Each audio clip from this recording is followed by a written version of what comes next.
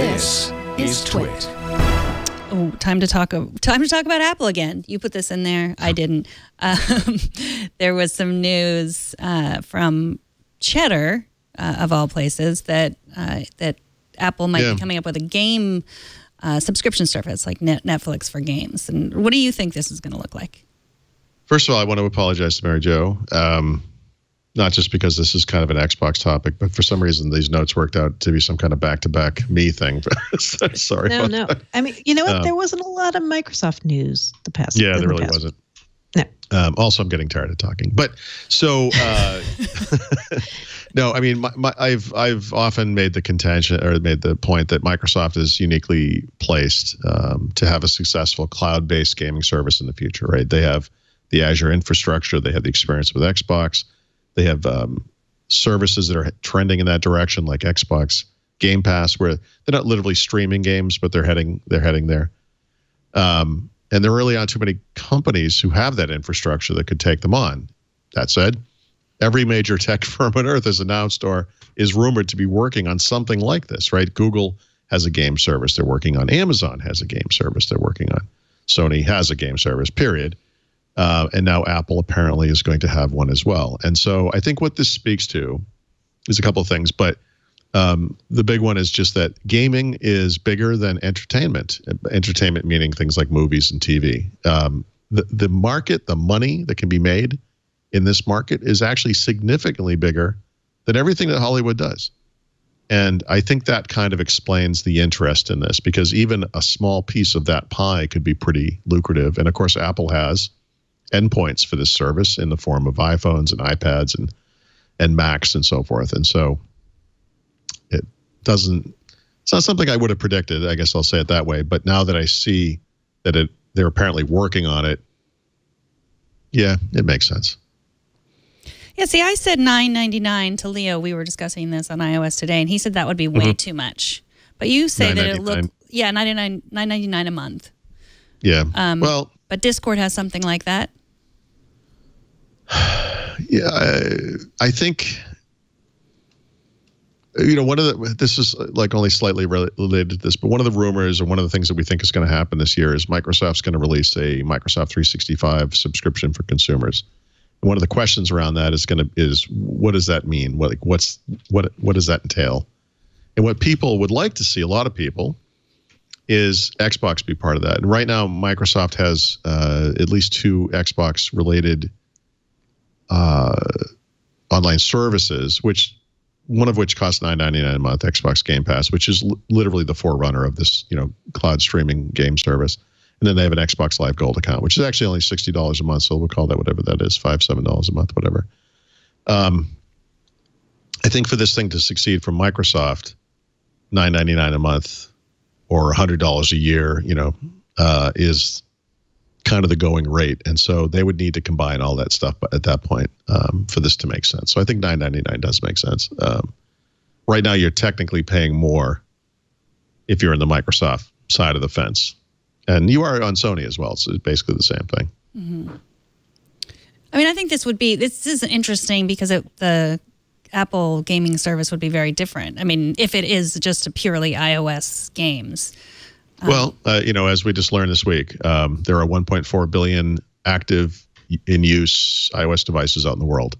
Right. 900 million of which are iPhones, right? And so there's an audience. I mean, the total install base of PCs in the world is 1.5 billion. I think Android is at 2 billion. So these are all big platforms. They're big enough to support this kind of service. We know that Apple has services today like iCloud. You just mentioned they have the Apple Music, of course. They're definitely going to launch a video service, TV service, whatever you want to call that, of some kind in the near future. And Tim Cook has talked about services that Apple will introduce this year.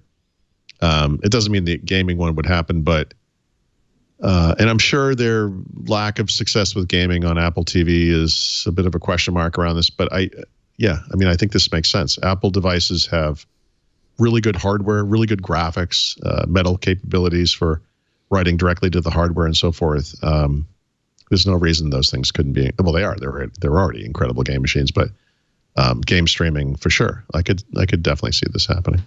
But then the large number of iOS gamers is casual gamers. That's people like playing Candy Crush, and they're used to just getting games for free. They don't mind. They'll pay for the in-app purchases, but that's sort of a mindless thing. They don't mind ads. Whereas, like, you don't have that community on Xbox who's like, well, I'll play this free Xbox game, and I don't mind some ads. Like, they're used to paying. So the way that this makes sense, I think, even to casual gamers, is that it includes games. And so if you look at the cost of gaming on an iOS device, actually, the model there is pretty different than it is from other platforms. On Android, they often have to give a game away for free and then charge you in-app purchases to get to certain parts of the game or whatever. On iOS, there's a much bigger market for games that people actually just pay for. Like, they literally pay for the game. It could be $5 or more. So if you had some service that was like an annual cost and it included some selection of games like we see on Xbox Game Pass today, that's the hook. The idea is it's $9.99 a month or $100 a year.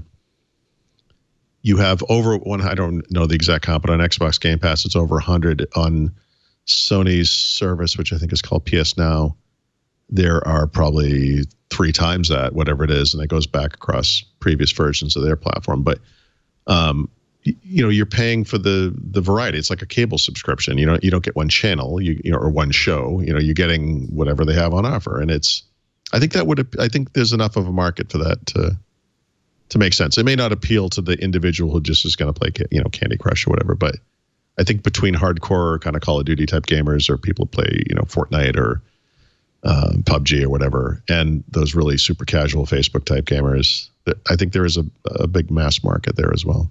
Mm-hmm. That's true. But I mean, again, Fortnite is free too. Like, I just think, it's very interesting, Alex. Well, is it? I mean, it is and it isn't, right? Fortnite gamers spend a lot of money on in-game stuff, and some of it's like crazy stupid. I have a nephew who has spent a lot of money on Fortnite, like physical items, like just like for everything from shirts to little characters and dolls and things, and there's a whole industry around it, Right, but I mean, it's the same with people who do in-app purchases. It's sort of, I feel like it's different than someone who's saying, yes, like, it makes financial sense for me to join this subscription service so that I get, I get this amount of games for $9.99 a month. That's different than like, I'm going to play this free game. I love it so much, I have to keep doing it. Or like, I need to compete. I'm going to buy this thing for this outfit. And there's don't compare it to eating. So let's put it in like Microsoft terms, right? So one of the big things we hear with regards to, say, something like Office 365, there's a certain contingent of people who are like, I don't like this thing. I used to buy Office and I could use it forever, and now you're telling me I have to pay every year. And that's not exactly the change. I mean, when you used to buy Office before, which you would spend lots and lots of money on, it could only run on one computer. It couldn't run anywhere else. You couldn't give it to other people. You couldn't use it all over the place. With an Office 365 subscription, you can install that on any number of computers. You get a terabyte of disk space, like we were saying, on OneDrive. If you buy the home version, which is the one that's $9.99, you can do that with 6 different people in your family. So overall, you're doling out 6 terabytes of storage and the ability to put Office on an unlimited number of computers, tablets, phones, and just have access to that stuff everywhere. But that's not really the end of it, because that version of Office you used to buy never improved. It never changed. You bought this thing that was frozen in stone. Microsoft upgrades Office 365 every single month. And so across the desktop applications, the mobile apps, the online services, and the web apps, those things are getting upgraded with new features over the course of the subscription you have. It never ends. It keeps getting better. So you don't buy this one thing that's frozen in time on one computer that you can't share, that has no online storage associated with it. You're buying this thing that's always getting better and better. And again, having heard that, there's some people out there saying, I don't care. I want this thing. And yep. Okay. They still make that.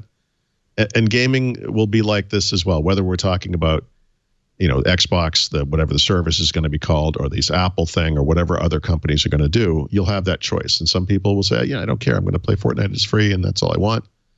But I think some people will see the value in this type of service, and they'll be like, yeah, actually, this makes sense.